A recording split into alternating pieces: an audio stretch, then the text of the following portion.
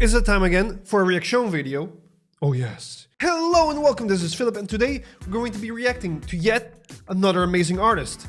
But today's reaction video is going to be very special because we finally get some female representation in this. So, we're going to be reacting to the amazing art of Anna Podedworna. She's a concept artist and illustrator from Warsaw, Poland, or how you may call it, Warsaw, Poland. And she's amazing, holy shit. Her photoreal paintings are gonna blow your socks off. We're gonna dive into that real soon. You may know her from her Gwent illustrations or her Magic the Gathering illustrations or her League of Legends splash art. She worked on very big titles, very big things. We're gonna take a look at her artwork and see exactly what's going on or what makes it so good. So, without further ado, let's do this. As usual, I have her ArtStation page here with me. So let's take a look. This illustration is made for Gwent, the card game from The Witcher. This was one of the first ones I've seen. First of all, I think it's amazing how you get like this expression. I think expression in your artwork is very important to communicate with your viewer exactly, you know, that visceral feel, especially when you have a card called Erdinian Mauler, a big guy with a big hammer smashing the face in of another knight, like the pose, the expression of his face. And then what I think is beautiful, his hand is showcasing some form of agony or some muscle twitch. Beautifully expressed in this. But let's not beat it around the bush. What I think is exceptionally great is this photoreal result.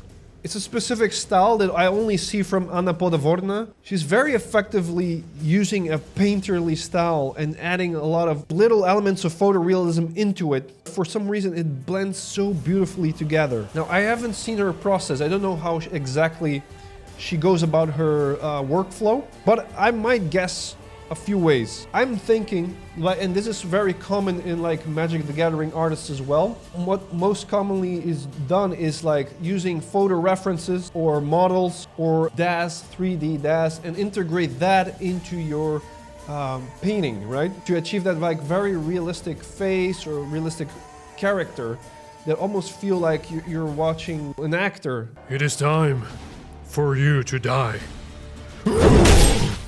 Almost. I'm guessing here, I'm thinking she's using a photo reference from like a colleague or someone she knows and integrating that into her painting. But also I think makes it very photoreal, like blurring the background with like textures or photos from forest, adding some noise layers. But these are all post-production things, right? These are not things you're gonna think about when you're painting. To achieve this result, she must know her shit. She must know how to paint, how to render things properly. And that's probably also part of the Gwent art direction, because I've seen it in many cards from Gwent. It's like having that photoreal touch to it. So you're gonna add techniques to your disposal. You're gonna integrate both your painting skills, your painting knowledge with some of Photoshop techniques, right? And then you get this beautiful mixture. I love it. Let's go to the next one. This is yet another great Gwent illustration. When I saw this, I instantly love it. There's so much to love about. And it goes again with what I've said, with the expression in art. Sure, the beautiful mixture of photorealism and painting at the end result looks beautiful, but that's not why the painting. That's not why the painting is great, right? The painting is great because it evokes strong emotion from the viewer. It tells a story. It's beautiful how you can tell so much story with just a few visual elements. And the expression of the characters are going to enhance all of that, right? To the viewer, there's a lot to unpack. That is great art. You look at it, there are elements that tell you a lot of story, and it's for you to unpack what happened.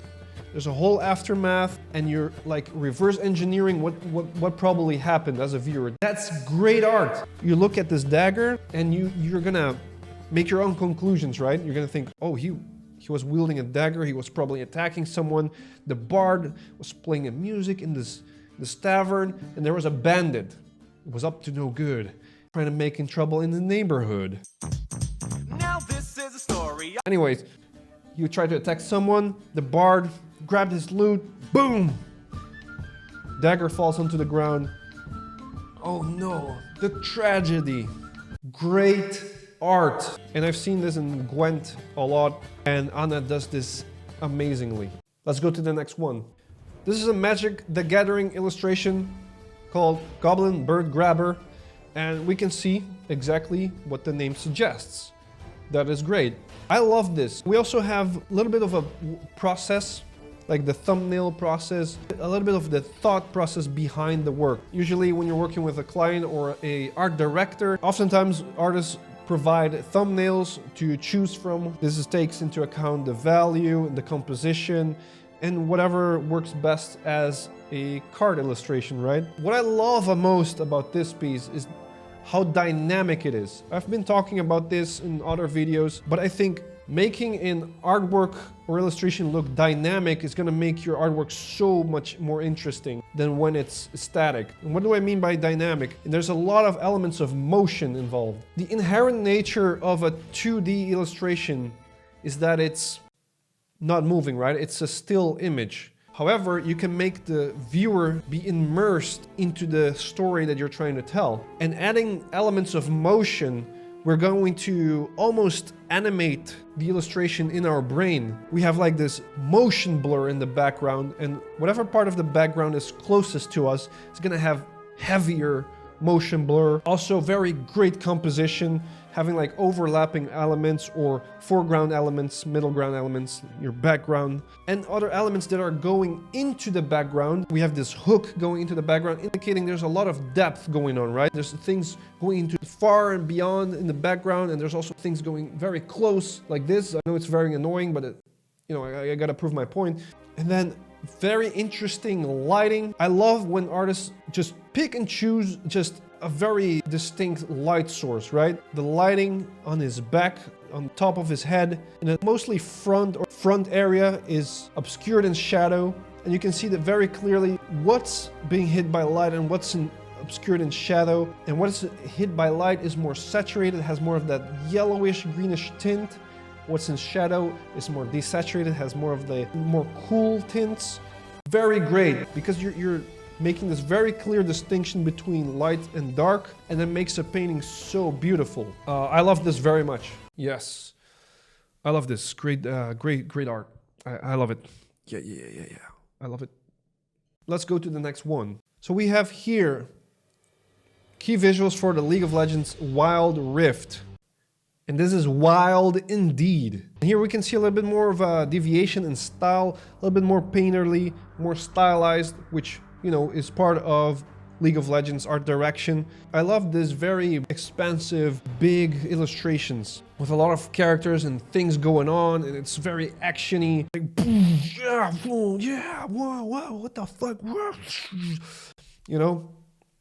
Exactly that. These types of artwork usually take a lot of effort, a lot of work, because you're dealing with multiple characters and you're dealing with compositions that are a little bit more complex. I love the composition of all the characters going in a sort of arc, big to middle to small, like beautiful colors, warm and cool. What else, man? It has it all. It is so beautiful. Again, composition is key. A lot of elements going in a sort of motion, right? In a swirly arc-like motion. Art has always been talking in the past about the Fibonacci sequence, like it's the golden ratio, and then it turned out to be, oh, it's not that important actually, it's not that big of a deal, and maybe there is something to it. This type of illustration gives you a direct representation of how your world is going to look like in a certain scenario. Oh God, look at this. Do I even need to say more? What else can I say that hasn't been said before? Look at these colors. Look at the motion. Look at the composition. Look at the rendering. Contrasting colors. Great values. Everything is readable. It's also great composition because it's interesting to look at. It's not just a bunch of garbage, right? It's calculated. It's creating a certain type of scene, composition that guides your eye where to look at, how you should look at it, so that makes the point come across as effectively as possible. Everything is calculated about it to make the most visually appealing scene you can possibly make, and that's the artist's job, and she has done it. Alright guys, this is gonna be it for now. If you have any suggestions, make sure to leave that in the comments, or if anything else, leave that in the comments. You know what? Check out her artwork. I'm gonna leave a link of it in the link in the link. I'm gonna leave the link in the fucking description down below. Thank you so much for watching. I really fucking appreciate it. I'm gonna be seeing you in the next one. See ya.